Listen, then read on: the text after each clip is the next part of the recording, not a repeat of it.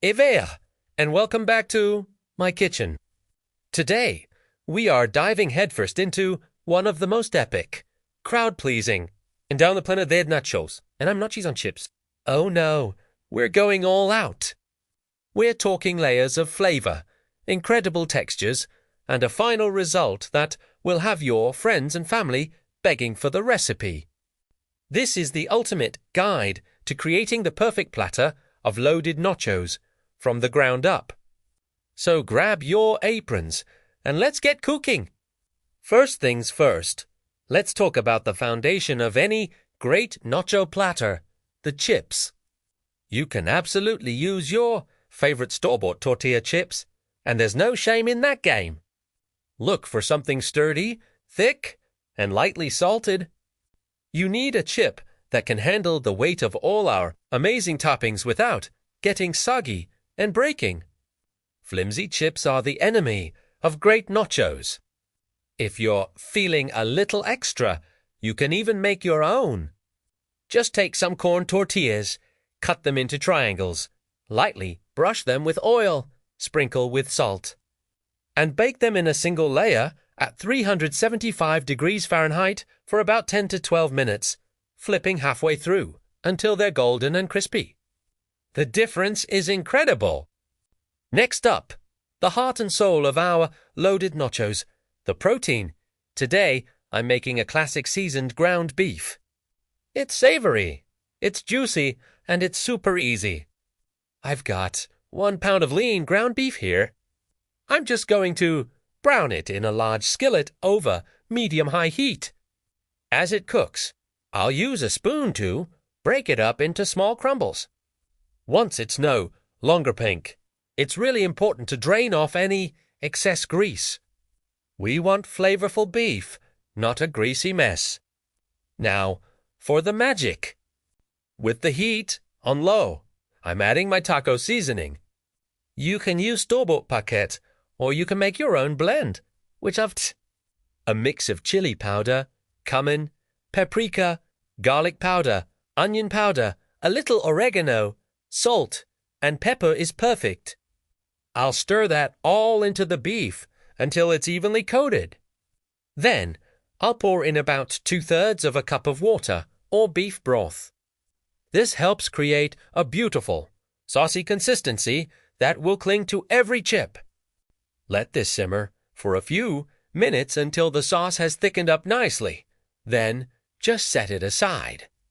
And hey, if beef isn't your thing, this works great with ground turkey, chicken, or even a plant-based crumble.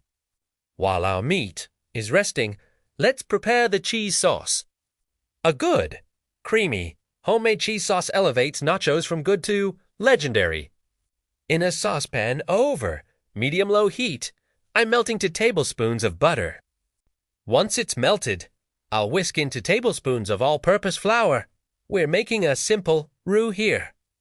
Cook this for about a minute, whisking constantly, just to cook out that raw flour taste. Now, slowly, and I mean slowly, pour in 1 cup of whole milk. Keep whisking as you pour to prevent any lumps from forming.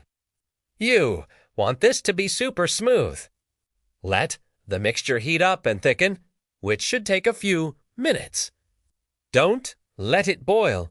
Just a gentle simmer is what we're looking for. Once it's thick enough to coat the back of a spoon, it's time for the best part, the cheese. Turn the heat down to the lowest setting. This is crucial to prevent the cheese from getting grainy.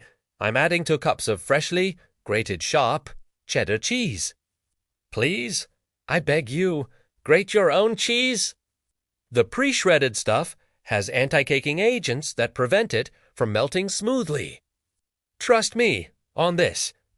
Stir gently until all the cheese is melted and the sauce is velvety and glorious.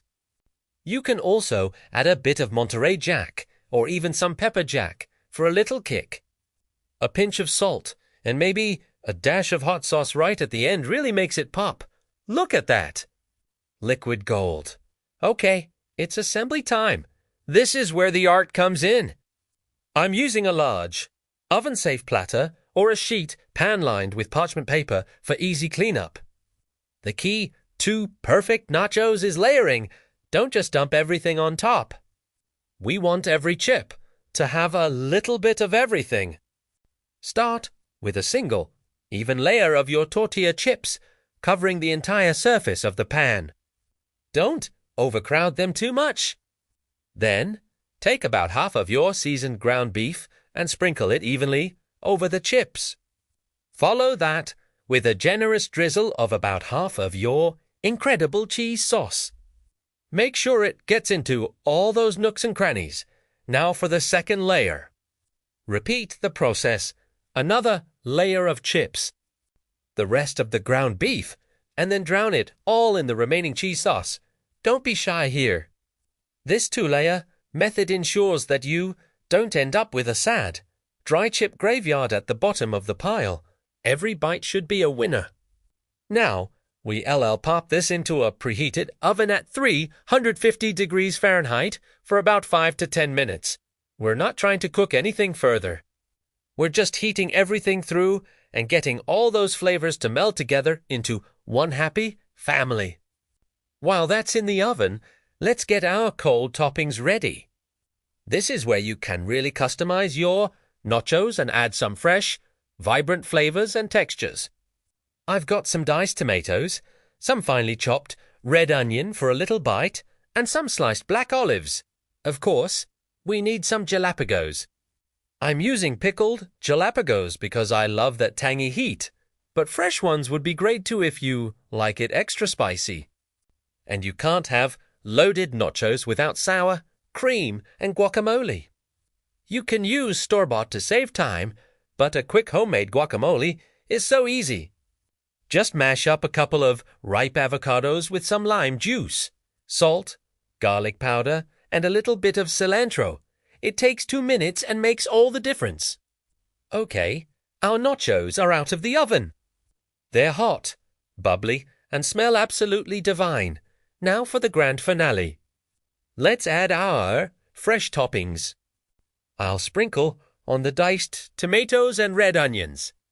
Scatter those black olives and jalapenos all over. Then, a big dollop of guacamole right in the center, and some dollops of sour cream around the platter. Finally, a generous sprinkle of fresh chopped cilantro over the top adds a burst of freshness and color. And there you have it, a masterpiece, a mountain of nacho perfection. Look at the layers, the colors, the textures. You've got the crispy chips, the savory beef, the creamy, decadent cheese sauce, and all those bright, fresh toppings to cut through the richness. This is more than just a snack. This is an event. It's perfect for game day, movie night, or any time you want to treat yourself.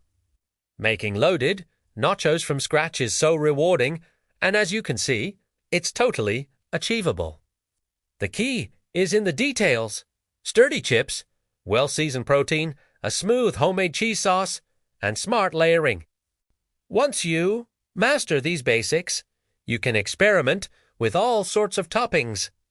Think about adding corn, black beans, bell peppers, pulled pork, or even a spicy chorizo. The possibilities are endless, so go on, give this recipe a try.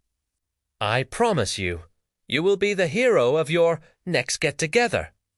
Thank you so much for hanging out with me in the kitchen today.